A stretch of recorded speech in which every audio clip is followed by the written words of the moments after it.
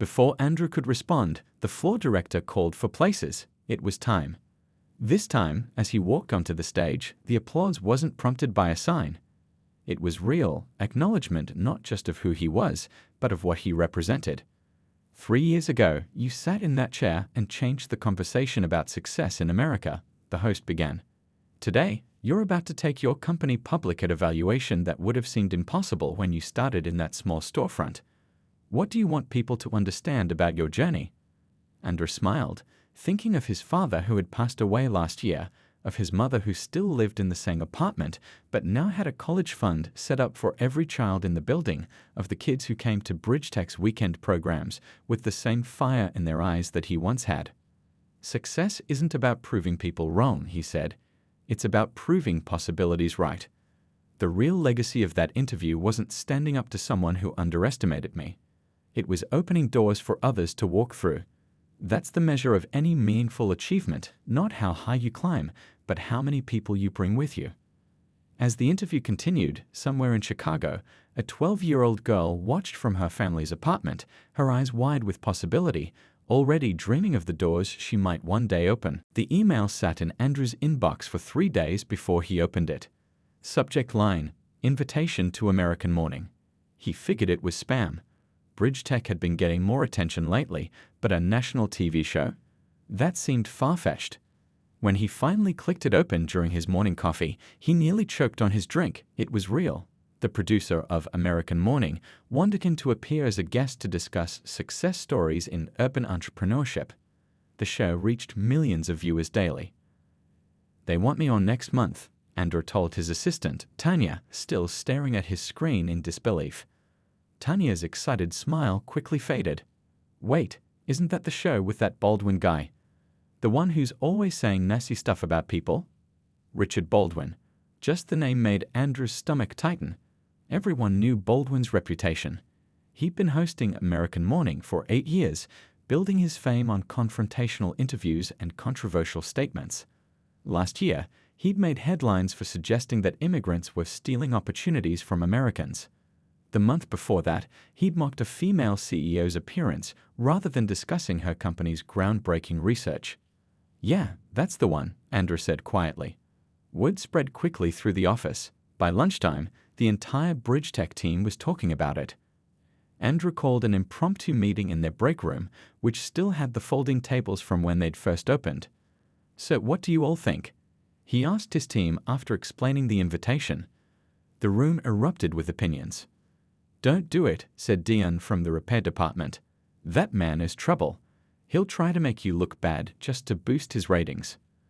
But it's national TV, countered Lynn from marketing. We can't buy that kind of exposure. Think of how many people would hear about what we're doing here. Baldwin hates everything we stand for, argued Keisha, the head of community programs. Last week he said minority businesses only succeed because of handouts. You really want to sit across from someone who thinks like that? Andrew listened to everyone, nodding thoughtfully. This team was more than employees. They were the people who'd believed in his vision when others hadn't. Their opinions mattered. That evening, he called his parents. His father, always a man of few words, simply said, "You can handle yourself, son. Just remember where you came from." His mother was more direct. "That man is a snake. But sometimes you have to walk into the snake pit to show people what courage looks like." Andrew lay awake that night, staring at the ceiling of his apartment. It wasn't fancy. He put most of BridgeTech's profits back into the business, but it was a far cry from the pull-out couch of his childhood. The next morning, he called his old college mentor, Professor Taylor, who had taught that life-changing social entrepreneurship class. "They're not inviting you because they respect what you've built," Professor Taylor said bluntly. "They're inviting you because you're a novelty to their audience, a black man from the South Side who built a multi-million-dollar company. Baldwin will try to make it seem like you're an exception, not an example of what's possible when talent meets opportunity." "So you think I should decline?" Andrew asked. "I didn't say that," Professor Taylor replied. "I think you should go in with your eyes wide open. This isn't just about BridgeTech anymore. This is about challenging a narrative that hurts thousands of young entrepreneurs who look like you." By the end of the week, Andrew had made his decision. He gathered his team again. I'm going to do the interview, he announced. Not just for us, but for every kid out there who needs to see that someone from their neighborhood can build something meaningful and hold their own on national television. The team erupted in applause, though he could still see worry in some of their eyes. Andrew threw himself into preparation. He studied Baldwin's interview style, watching how he tried to trap guests with leading questions and quick topic changes. The Bridge Tech team held mock interviews, with Dion playing an exaggerated version of Baldwin that made everyone laugh despite their nervousness. 2 days before the interview, a production assistant from American Morning called to confirm details. "Mr. Baldwin is really looking forward to this," she said, her voice overly cheerful. "He rarely features entrepreneurs from, well, backgrounds like yours." Andrew felt a chill at her words but kept his voice steady. "I'm looking forward to it too. I have a lot to share about innovation in underserved markets." "Great," she replied too quickly. "Just keep it simple. Our audience responds best to inspiring personal stories, not too much business talk." After hanging up, Andrew took a deep breath. Everything about this felt like walking into a trap. But sometimes, he reminded himself, the trap catches more than its maker intended. The American Morning studio wasn't what Andrew expected. On TV, it looked warm and inviting, all soft lighting and comfortable couches. In reality, it was cold, vast, and filled with cables snaking across the floor like hungry serpents. The famous skyline backdrop was just a printed screen. Even the plants were plastic. Andrew arrived 2 hours early as instructed, dressed in his best navy suit, the one he saved for meeting potential investors. A young production assistant with tired eyes and a coffee-stained shirt greeted him at the door. "You're the Bridge Tech guy, right?"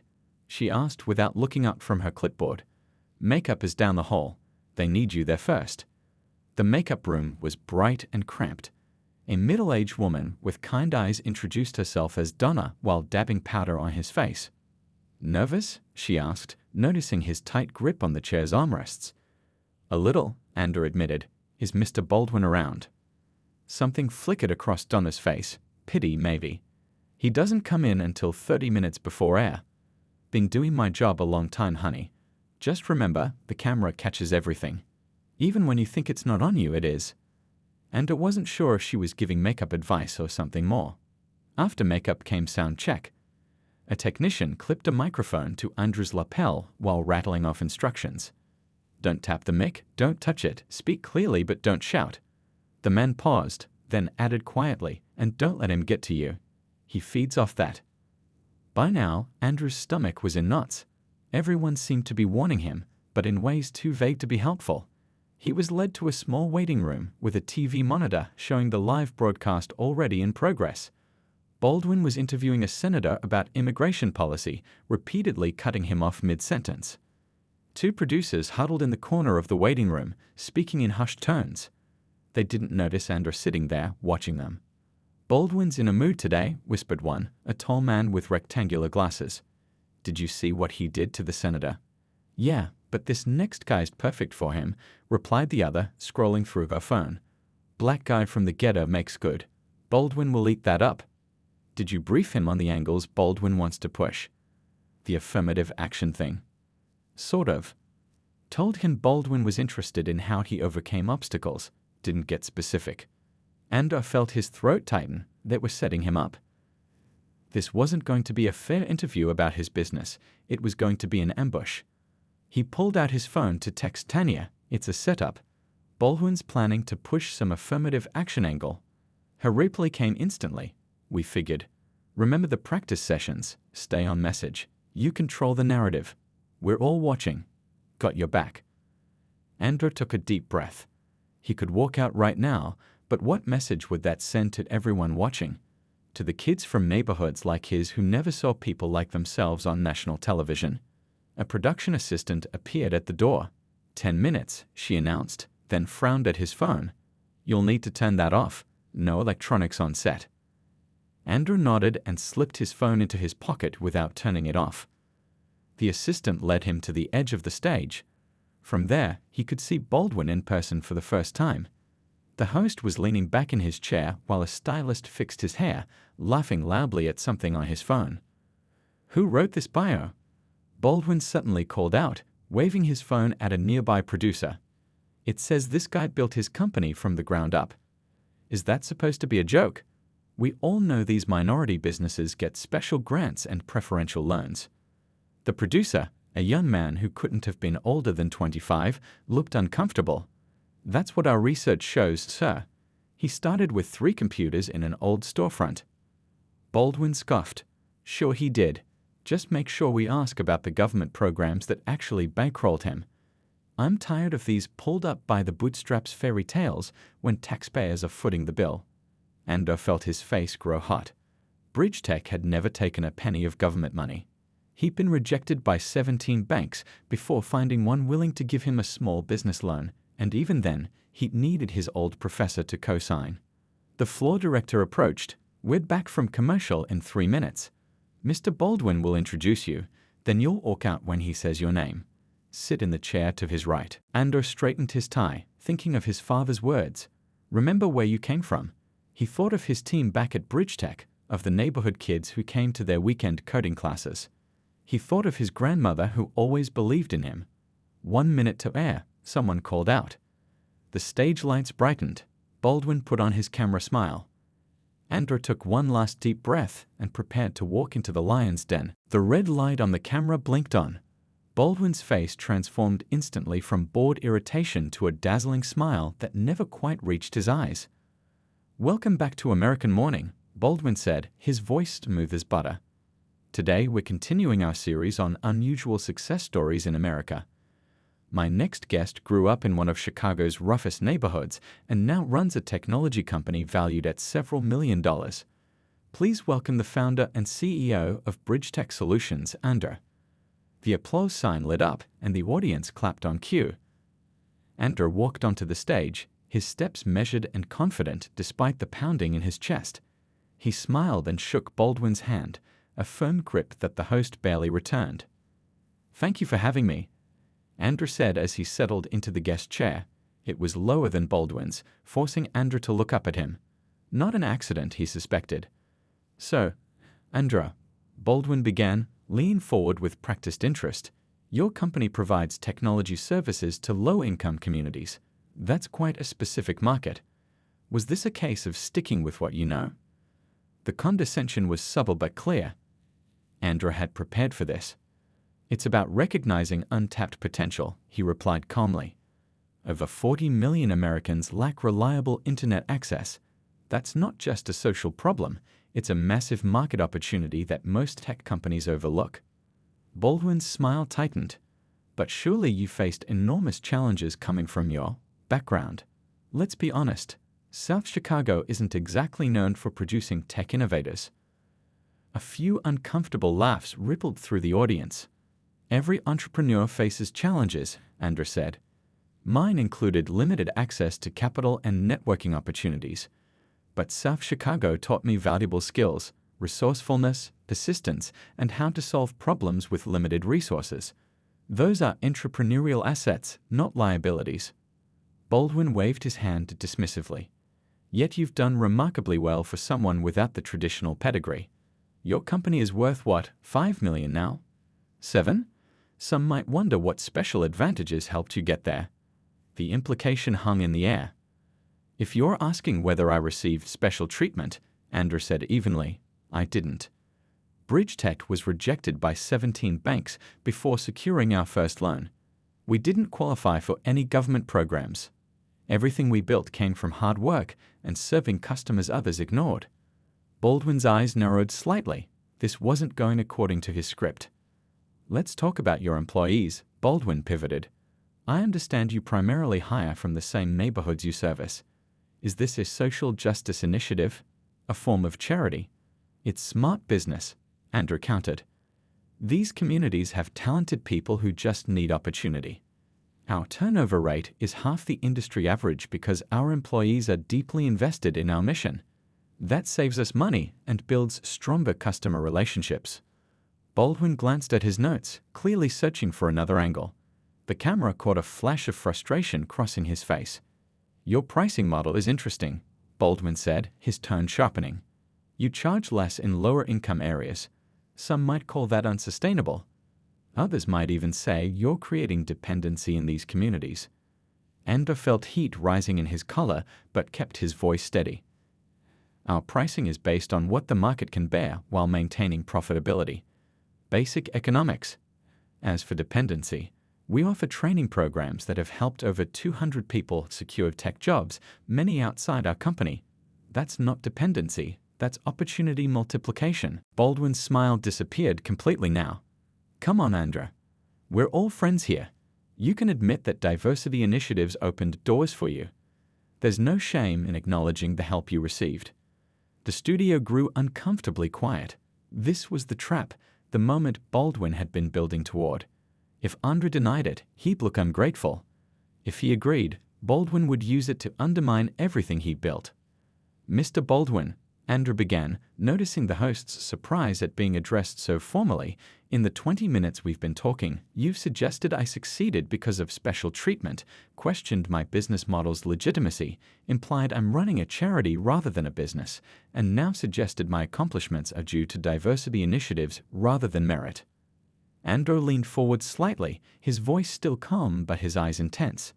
You haven't asked about our 40% annual growth rate, or how we've created jobs in areas with 25% unemployment, or our new training program that's being adopted by community colleges nationwide. The audience was dead silent now. Even the cameraman had stopped fidgeting. I have to wonder, Andrew continued, is it difficult to believe that someone from South Chicago could build a successful tech company through skill and hard work alone? Or is it just difficult for you to believe it? Baldwin's face flushed red. He glanced off stage, clearly looking for producer intervention, but the cameras kept rolling. For perhaps the first time in his broadcasting career, Richard Baldwin was speechless. We've got to take a quick break, Baldwin finally stammered. We'll be right back with more from our guest. As the commercial break began, Baldwin ripped off his microphone and stormed off stage. The audience sat in stunned silence before someone began to clap. Then another person joined in. Within seconds, the entire studio was filled with applause, real applause, not prompted by any sign. And Andra sat there, hands folded calmly in his lap, knowing the hardest part was yet to come. The commercial break lasted 3 minutes, but it felt like 3 hours. While makeup artists rushed to powder Baldwin's flushed face in a corner of the studio, Andra sat alone in his chair, perfectly still. A floor director approached him cautiously. Are you okay? She whispered. Andra nodded. I'm fine, just focused. In truth, his mind was racing. He had come here to talk about bridge tech, not to get into a confrontation on national television, but Baldwin had forced his hand. Now he had a choice, back down and get through the rest of the interview, or stand his ground and say what needed to be said. He thought about the text he'd received from his mother this morning, remember who you are. 4 simple words that carried the weight of generations. Across the studio, Baldwin was arguing with the executive producer. Though Andra couldn't hear their words, their body language told the story. Baldwin wanted to end the interview, but the producer was insisting they continue. 30 seconds, called the floor director. The makeup artists scattered. Baldwin returned to his seat, not looking at Andra. His famous smile was back, but it seemed more like a grimace now. 10 seconds. 5, 4, 3. The director pointed silently for the last 2 counts. Welcome back to American Morning, Baldwin said smoothly, as if nothing had happened. We're continuing our conversation with entrepreneur Andra. Let's shift gears a bit. Tell us about your childhood influences. A safe topic. A retreat. Andrew could have taken the easy path. He could have shared a heartwarming story about his grandmother or his first computer. The audience would have smiled, Baldwin would have nodded, and everyone would have forgotten the uncomfortable moment before the break. But that would have betrayed everything he stood for. Before I answer that, Andrew said calmly, I'd like to address something important. Baldwin's smile faltered, but the camera was on Andrew now. I believe in honest conversations, Andrew continued. And honestly, I think what happened before the break reflects something many Americans experience every day, having their achievements questioned because of where they come from or what they look like. The studio was so quiet you could hear the air conditioning humming. I'm not angry about it, Andrew said, his voice warm and genuine. But I do think it's worth talking about. Success looks different for different people. For some, it's handed to them through connections and privilege. For others, it's carved out through twice as much work and determination. Both are valid paths, but we need to stop assuming one is more legitimate than the other. Baldwin shifted uncomfortably in his chair. The producer was making slashing motions across her throat, but Andrew continued. When I started Bridge Tech, people asked me the same questions you did today. Did you get special help? Are you running a charity? Is this a real business? Never questions about our innovation or growth strategy or market position. Always questions that subtly suggested I didn't really belong in the business world. Andrew leaned forward slightly, his expression thoughtful rather than confrontational. Here's what I wish you had asked me. How did I identify a billion-dollar market opportunity that major tech companies missed? How do we maintain a profit margin 5% above industry average while serving low-income communities? How did we develop a training program so effective that Google and Microsoft are now copying it? Baldwin opened his mouth to speak, but Andrew raised his hand slightly, a gesture of pause, not disrespect. I don't blame you personally, Mr. Baldwin. These assumptions are buried deep in our culture. But imagine how much further America could go if we stopped questioning whether people belong and started listening to their ideas. Andrew smiled, a genuine smile that reached his eyes. Now, to answer your question about childhood influences, my father worked 60-hour weeks at a factory so I could have time to tinker with computers. He never finished high school, but he taught me that dignity comes from giving your best, no matter what others expect of you. That's the foundation of everything I've built. The tension in the studio shifted. It wasn't gone, but it had transformed into something else. A collective holding of breath, a moment of unexpected honesty on morning television. Baldwin seemed to sense the change. For a brief moment, the practiced television persona slipped and something more genuine emerged. That's a powerful perspective, he said, his voice slightly quieter than before. Tell me more about this training program you mentioned. And just like that, for the first time in the interview, Baldwin asked a real question about Andrew's business. We call it Tech Bridge Academy. Andrew replied, his eyes lighting up with genuine passion. It started when we realized our customers wanted to do more than just use technology. They wanted to create it. As Andrew explained the details of the program, the night classes for working adults, the weekend sessions for teens, the partnership with community colleges, Baldwin listened. Really listened, perhaps for the first time. The producer, watching from offstage, stopped making frantic gestures and simply stared, witnessing something rare unfold on her stage, an authentic conversation. Neither man knew it yet, but this unexpected moment of truth would soon capture the nation's attention in ways neither could have predicted. 3 years can change everything. Or at least, that's what Andrew thought as he straightened his tie in the elevator mirror. The building looked different now. The once peeling paint replaced with sleek glass walls, the old folding tables swapped for modern workstations. Bridge Tech now occupied 3 full floors instead of a cramped storefront. But some things hadn't changed. The framed newspaper article from the day after the Baldwin interview still hung in the reception area. Not as a reminder of fame, but as a reminder of purpose. Ready for the big announcement? Asked Tanya, now the Chief Operations Officer, as they walked toward the conference room. 200 employees waited inside. A far cry from the 12-person team of 3 years ago. As ready as I'll ever be, Andrew replied, taking a deep breath. The applause when he entered still made him uncomfortable, but he smiled through it. These people weren't just employees. They were partners in something that had grown beyond anyone's expectations. Thank you all for being here, Andrew began. 3 years ago, when I sat in that interview hot seat, Bridge Tech was serving 3 neighborhoods in Chicago. Today, we operate in 27 cities across the country.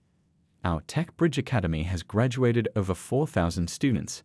And today, I'm proud to announce that Bridge Tech will be going public next month with an initial valuation of $500 million. The room erupted in cheers.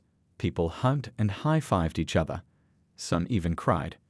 But that's not why I called you all together, Andrew continued when the noise died down. Money has never been our primary measure of success.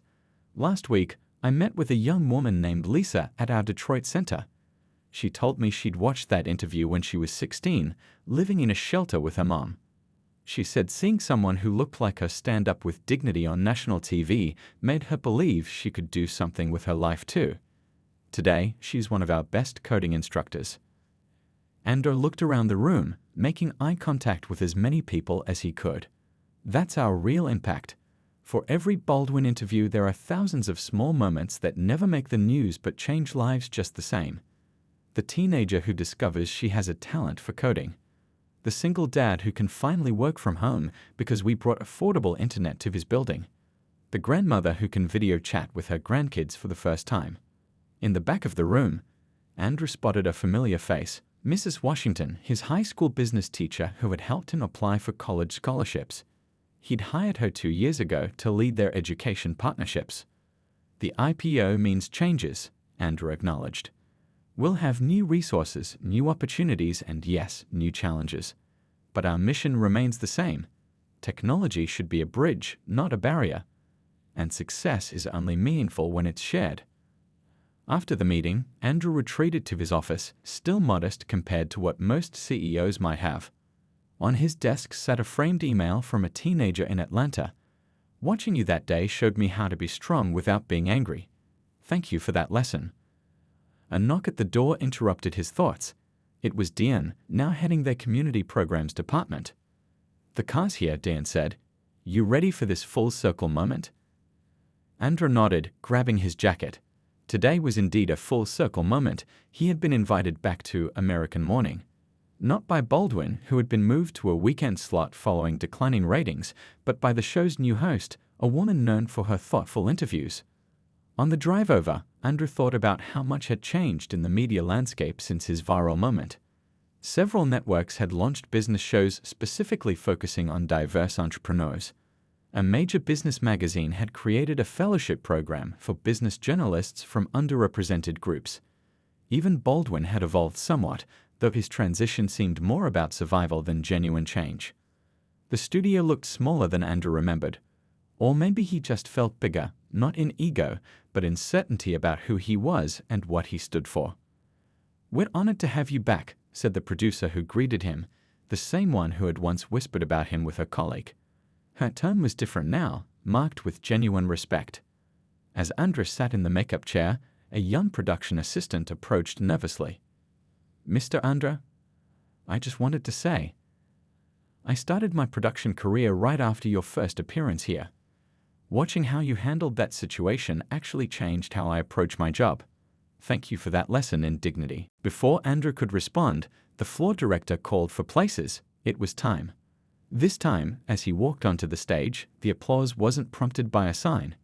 It was real acknowledgement not just of who he was, but of what he represented.